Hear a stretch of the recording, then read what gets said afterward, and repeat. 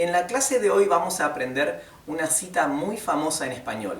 In today's class we will learn a very famous quote in Spanish. Esta cita es de un poeta chileno muy famoso que ha ganado el Premio Nobel de Literatura hace muchos años. This quote is from a very famous Chilean author, a poet, that won the Nobel Prize several years ago. It's a poet that has passed away already. His name is Pablo Neruda.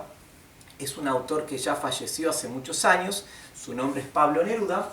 Y él fue conocido como el poeta del amor.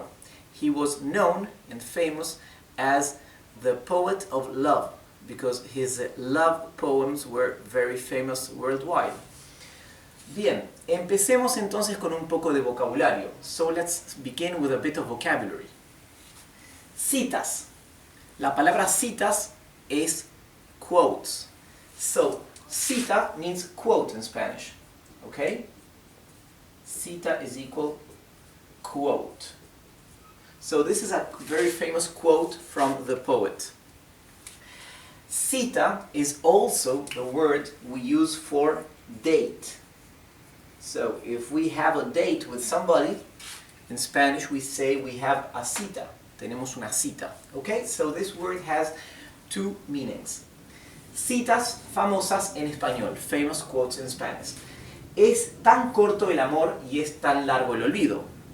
This means love is so short and oblivion is so long. And there is something interesting here because the way of structuring the phrase is typical from poetry.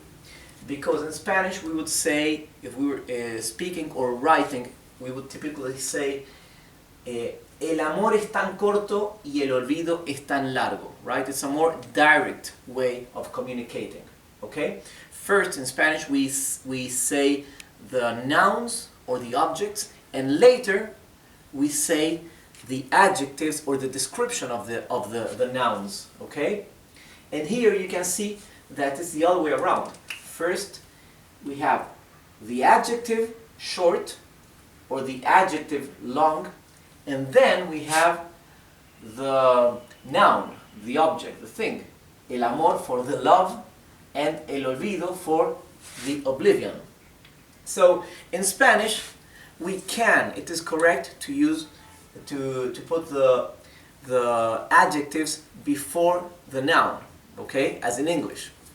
Only that it's awkward in everyday communication. It's only used typically for poetry, okay, as in this case. So, es tan corto el amor y es tan largo el olvido.